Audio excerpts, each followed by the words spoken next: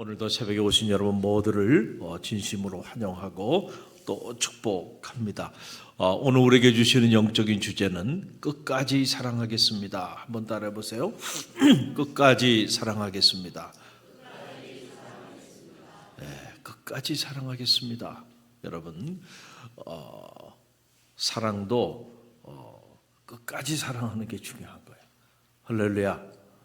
오늘 여러분의 삶에 이 끝까지의 사랑이 새겨지는 그런 새벽이 되길 바랍니다.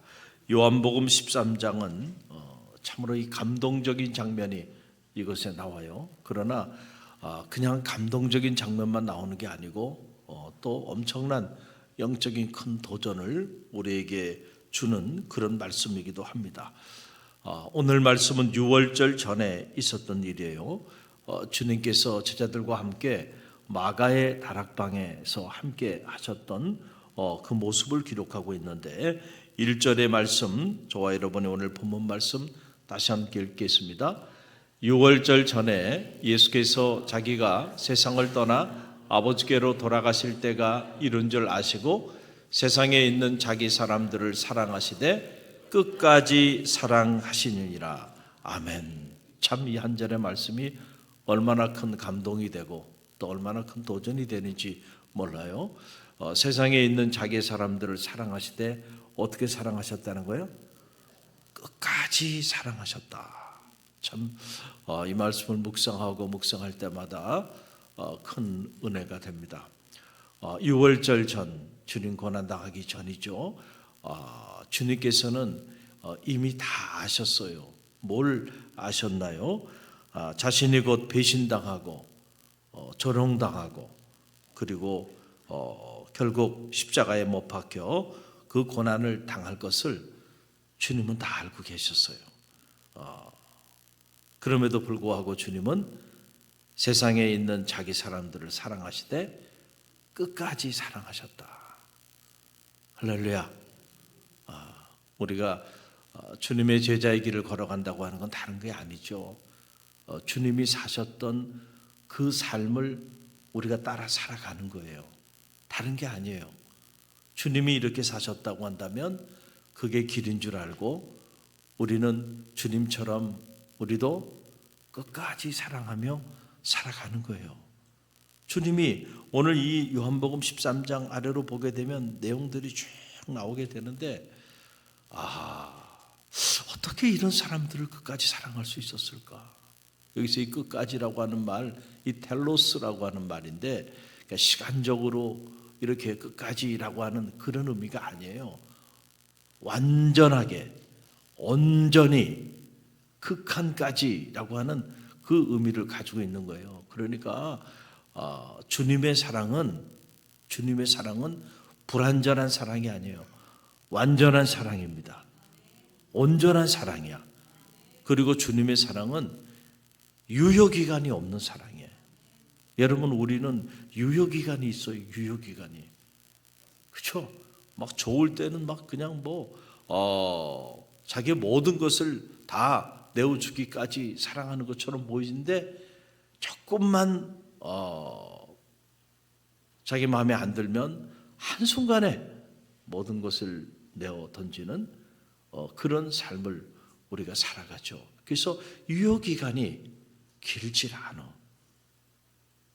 아무리 좋은 음식도요, 유효기간이 지나면 독이 되는 거야. 저는 여러분의 인생이 주님 앞에 유효기간이 길게 되기를 간절히 바랍니다.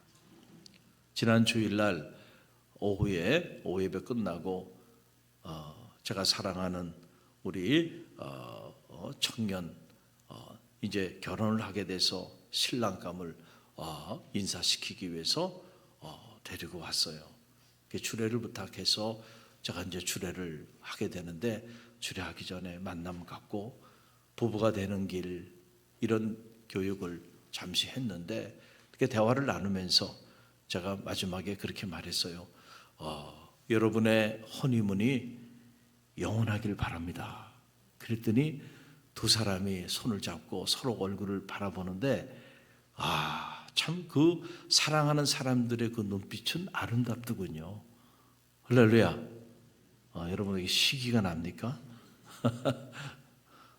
근데 손을 잡고 서로 바라보는데 그 눈빛이 너무너무 사랑스러워. 그러면서 웃으면서 그랬으면 좋겠어요. 그냥 둘 다 똑같이 그렇게 얘기하더라고요. 그래서 지금의 저 아름다운 사랑이 영원하길 바라는구나. 그런 마음을 담아서 제가 축복하고 기도해 줬어요. 여러분, 사람과 사람의 사랑은요, 사실은 불완전해. 그래서 그 유효기간이 오래가질 않아. 허니문이 영원하면 좋을 텐데 허니문이 그렇게 영원하지 않는 경우들이 많이 있잖아요. 그러나 그 불완전한 사랑에 하나님의 사랑이 채워져, 주님의 사랑이 채워지면 그 사랑이 완전한 사랑으로 변화되게 될 줄로 믿습니다.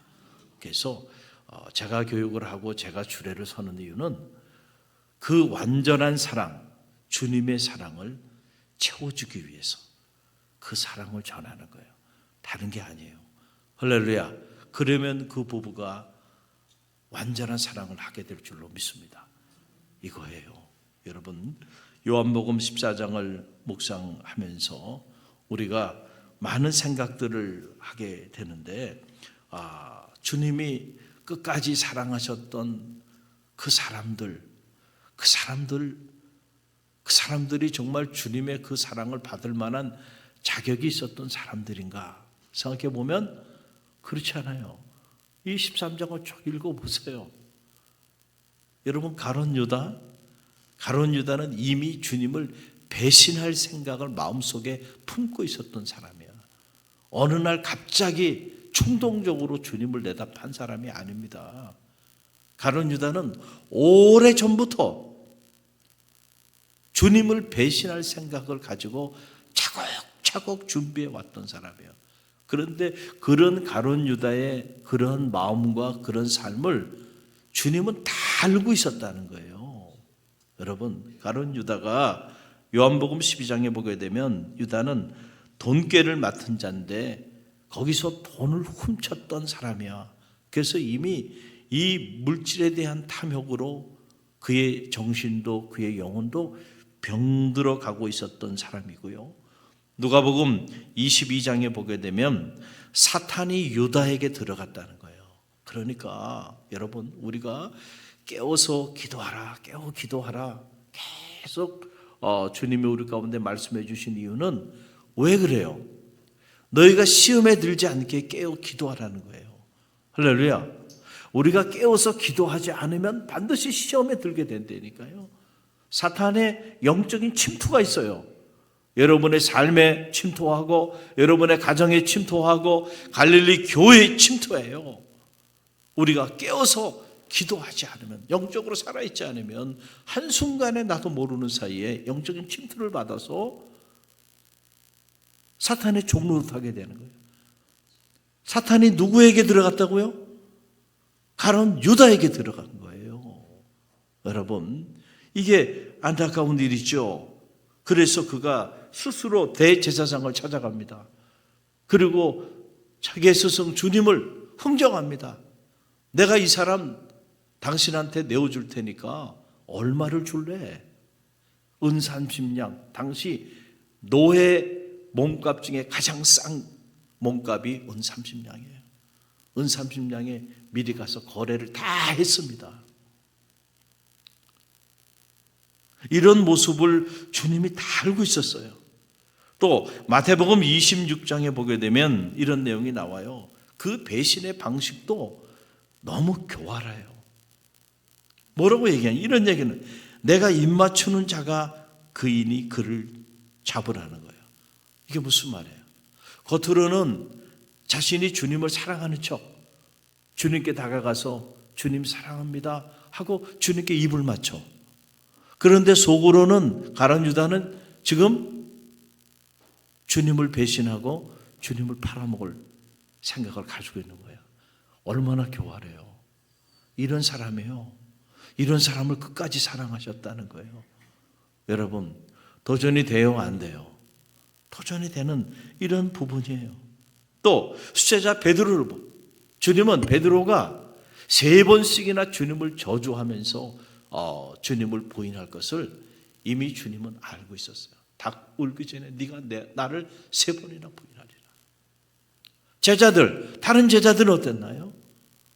주님이 정작 고난 당할 때 다 주님 곁을 떠나 도망갔던 사람들입니다. 자기 살자고. 주님은 이미 지금 마가의 다락방에 함께한 그 제자들이 다 하나같이 그런 사람들임을 다 알고 계셨어. 그런데 오늘 이 요한복음 13장 1절은 주님이 그럼에도 불구하고 자기 사람들을 사랑하시되 어떻게 사랑하셨다고요? 따라해 보세요. 끝까지 사랑하시니라. 끝까지 사랑했다는 거예요. 여러분, 우리가 사순절 고난주간을 보내면서 오늘 우리의 사랑이 어떤 사랑인지를 점검해보는 새벽이 되기를 간절히 바랍니다. 여러분, 우리 그리스도인들에게 있어서 사랑이 없으면 우리는 아무것도 아닌 거예요. 결국 우리는 이 사랑이 동력이 돼서 이 사랑으로 예배하고 사랑으로 봉사하고 사랑으로 살아가는 사람들이야. 그런데 그 사랑의 본질이 어디서부터 오는 것인가? 라고 하는 거죠. 그 사랑이 이 주님의 사랑, 끝까지의 사랑으로부터 오게 되기를 간절히 바랍니다. 너무 쉽게 변해. 너무 쉽게 그 사랑이 한순간에 식어버리면 안 돼요. 오늘 13장을 읽어보세요. 이렇게 이런 끝까지 사랑에 관한 말씀을 하시면서 그 끝까지의 사랑이 예수님의 삶을 통해서 어떻게 드러나는지 바로 뒤이어 나오는 내용이 뭐냐면 우리가 잘 아는 주님께서 그런 제자들의 발을 씻기는 장면이 나와요. 이 세족식이라고 우리가 흔히 알고 있는 장면이에요. 주님이 세족식을 베풀 때 이미 제자들이 당신을 배신할 것을 다 알고 계셨어요. 그럼에도 불구하고 그들의 발을 씻기셨다는 거예요. 이것은 당시 종이 자기 주인에게 하는 일이에요. 주님께서 스스로 종이 되셔서 자기를 배신하고 자기를 부인하고 자기 곁을 떠날, 어떻게 보면 도둑놈이고 배신자고 배은망덕한 사람들 아닙니까?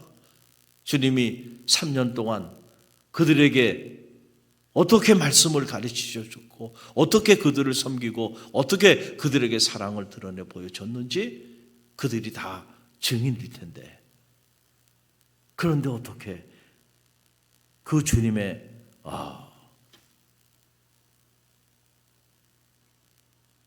마음에 이런 상처를 남기고 그리고 주님을 이렇게 배신하고 이렇게 모욕하고 이렇게 부인하고 주님 고난당하는 그때 주님 곁을 이렇게 떠날 수 있을까? 여러분, 우리는 저를 비롯해서 우리 모두는 많은 경우 착각들을 하고 살아요. 어떤 착각을 하며 살까요?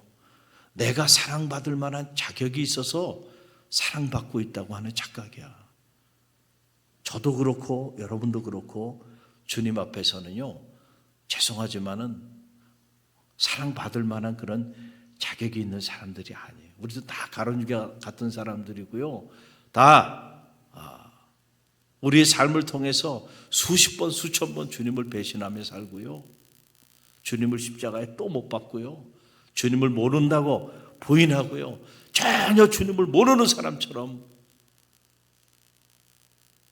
그리고 정작 주님 고난당해야 되는 그 고난의 자리는 우리는 다 그 자리에 함께 하기를 원치 않아요. 별반 다르지 않아요. 당시 제자들의 모습이나 저와 여러분의 모습이나 별반 다르지 않다는 거예요. 사랑받을 자격이 있어서 사랑받고 있는 게 아니고요, 사랑받을 자격이 없음에도 불구하고 주님의 이 끝까지의 사랑, 이 텔로스의 사랑 때문에 오늘 우리가 사랑받고 있다는 사실을 꼭 기억하시길 바랍니다. 그래서 로마서는 사도 바울은 그 사실을 잘 알았어요. 그래서 사도 바울이 로마서 5장 8절에서 이렇게 말합니다. 우리 함께 읽어봅니다. 우리가 아직 죄인 되었을 때에 그리스도께서 우리를 위하여 죽으심으로 하나님께서 우리에 대한 자기의 사랑을 확증하셨느니라. 아멘. 우리가 아직 죄인 되었을 때에, 그렇죠? 도저히 사랑받을 만한 자격이 없었던 그런 죄인임에도 불구하고 우리를 사랑하셔서 우리에 대한 자기의 사랑을 확증하시기 위하여 그의 아들 예수 그리스도를 우리 가운데 내어 보내주셨다는 거예요. 처음부터 우리는 사랑받을 자격이 없는 사람들이었어요.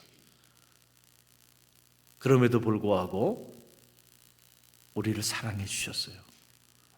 우리는 그 은혜를 덧입은 사람들이야. 우리가 이 사실을 아는 것은요, 너무너무 중요해요. 이 사실을 알면 우리는 늘 그 사랑에 감사하는 삶을 살게 돼 있어요.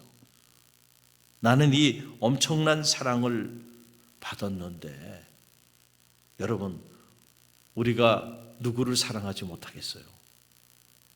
그렇잖아요. 주님의 사랑은 낮은 곳으로 임하는 사랑이었죠. 가장 높은 곳에서 가장 낮고 천한 곳으로 내려오셔서, 그리고 그분 스스로 종의 형체를 가져 십자가를 지시고 죽기까지 사랑하신 거예요. 할렐루야. 근데 그 사랑은 여기서 끝난 게 아니에요. 그 십자가의 죽으심으로 주님께서 음부의 자리까지 내려가셨다는 거예요. 우리를 대신해서 저 지옥의 그 고통의 자리에까지 주님이 그 죽음의 그 음부의 지옥의 자리에까지 내려가는 고통을 다 짊어지셨다는 거예요. 우리가 받았어야 되는 저주예요. 우리가 받았어야 되는 그 죽음의 고통이에요. 그 자리에까지 주님이 내려가셨다는 거예요. 우리는 그 사랑을 덧입은 사람들이야. 저도 여러분도. 할렐루야. 실제로 우리가 그 사랑을 깨닫고 그 사랑을 여러분이 경험하게 되면 여러분의 삶은 변화되지 않을 수가 없는 거예요. 정말로 그 사랑을 체험했습니까? 그러면 여러분의 인생에 옥합을 깨지 않을 수가 없어요. 여러분, 옥합이 그렇게 아까운 거예요? 제자들이 왜 옥합을 깨는 그 여인을 향해서 왜 낭비하냐고 얘기했을까요? 제자들은 주님의 이 사랑을 아직 깨닫지 못하고 있었기 때문에. 그러나 이 옥합을 깬 여인은 주님의 그 사랑을 체험했어. 그러니까 옥합이 중요한 게 아니고 자기 목숨도 아깝지 않아. 그 주님의 마지막 가는 그 길을 예비한다고 한다면 내 목이라도 내놓게 심정이에요 지금. 그래서 우리가 신앙생활 하면서 여러분 중요한 거는 주님의 그 사랑을 체험하는 일이에요. 할렐루야. 주님의 그 사랑을 깨닫는 일이에요. 주님의 그 사랑을 경험하는 일이에요. 그럴 때 여러분의 신앙생활은 완전히 달라지게 되는 거예요. 그러니까 여러분, 순교의 길을 걸어간 순교자들이요, 그냥 우연히 순교의 길을 걸어갔겠어요? 그 사랑을 체험하니까 그 주님을 전하는 그 일을 위하여 자기 목숨까지도 아깝지 않게 내어 던진 거예요. 여러분, 우리는 이 토마스 선교사님을 잘 알고 있어요.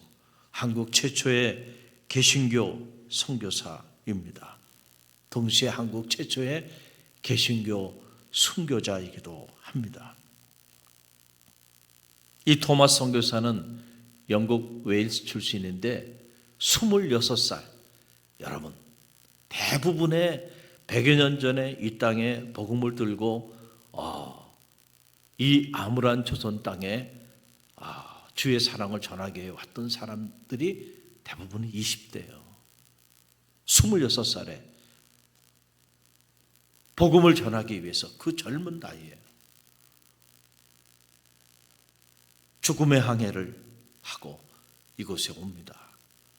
중국에서 잠시 머물면서 복음을 전하다가 결혼을 해요. 그리고 아내가 임신을 하게 되는데 당시에는 이 환경이 너무 열악했기 때문에 그래서 아내가 임신한 채로 질병에 걸리게 돼서 아내와 태아가 세상을 떠납니다. 말할 수 없는 슬픔과 고통을 26살의 젊은 나이에 그걸 경험해요. 그 우리 같으면 다 접고 돌아가지 않겠어요, 고향으로? 그런데 끝까지 복음을 전합니다. 그래서 그 다음에 저 평양 대동강까지 한문으로 이렇게 번역된 이 성경책 200권을, 이 성경을 이 조선 땅에 전달하기 위해서 그가 제너럴 쇼먼호를 타고 그리고 평양 대동강까지 오게 돼요. 그런데 당시 1866년은 이 병인박해가 있었던 때였기 때문에 그래서 공격을 받고 배가 불타버립니다. 가까스로 살아남아서 강가로 나오게 됐는데 결국 조선 군인에게 붙잡혀요. 그때 그가 마지막 한 말, 주 예수를 믿으세요. 그러면서 그 죽음의 사지에 나오면서도 성경책을 끌어안고 나온 거예요. 그 자리에서 참수를 당합니다. 그리고 그가 들고 나왔던 그 건네줬던 마지막 순간에 건네줬던 그 성경책이 어느 사람의 집에 벽지로 이렇게 사용이 된 거예요. 그런데 우연히 그 벽지에 기록된 그 복음을 읽다가 여러분 복음의 능력이 그 사람에게 임하기 시작해서 여러분 그 집이 주님께 예배하는 처소가 변화되게 되는 역사가 나타나요. 복음의 능력이란 놀라운 거예요.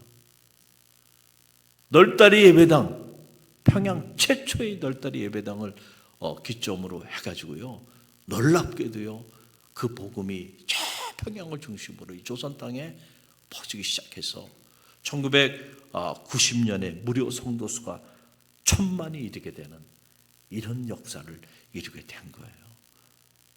여러분 우연히 어떻게 하다 보니까 복음이 이렇게 전해진 게 아니에요. 끝까지 사랑하셨던 저 음부의 자리까지 내려가기까지 자기 모든 것을 내어 던지며 도저히 사랑받을 자격이 없는 사람들을 끝까지 품고 사랑하시고 그들을 구원하기 위하여 모든 것을 내어주셨던 그 주님의 사랑을 실제로 체험한 사람들만이 가능한 일이에요. 아무도 모르는, 아무런 연고도 없는 사람들, 오히려 자기를 향해서 핍박하고 박해하는 이 조선 땅에 주님을 아직 알지 못하는 그 영혼들을 구원하기 위해서 27살의 나이에 그렇게 참수를 당하고 그 젊은 청춘을 여러분 내어 던집니다. 그 순교의 피가 여러분 오늘 우리를 있게 했다는 사실을 절대로 잊지 말아야 돼요. 우리는 흔히들 그런 얘기해요. 요즘 같은 세상에 무슨 전도를 하냐고. 그러면서 이 지역 전도하는 거를 사람들이 또는 심지어 목회자들조차도 그거를 참 어리석은 것처럼 이렇게 생각하는데요. 저는 그런 생각을 해요. 여러분 요즘 같은 때가 아니면 언제 복음을 전합니까? 기독교 2000년의 역사를 돌아보세요. 요즘처럼 전도하기 좋은 때가 어디 있나요? 저도 매주 전도를 하지만 어제도 우리 손장로님하고 교회 일을 위해서 함께 교회 일을 처리하고 점심을 먹으면서 얘기를 나누는데 손장로님이 그러는 거예요. 지역 전도를 우리 박진수 원사님하고 이렇게 나갔는데 지역에 아는 사람들을 만나잖아요. 그러니까 목사님 지역에서 잘 살아야 되겠어요. 사실은 지역 전도가 어려운 거예요. 저도 지역 전도 이렇게 나가 보면 아는 사람들 만납니다. 동사무소 직원도 만나고요, 동네 주민도 만나고요, 다 만나요. 그래서 어떻게 보면 지역 전도가 어려운 거일 수도 있어요.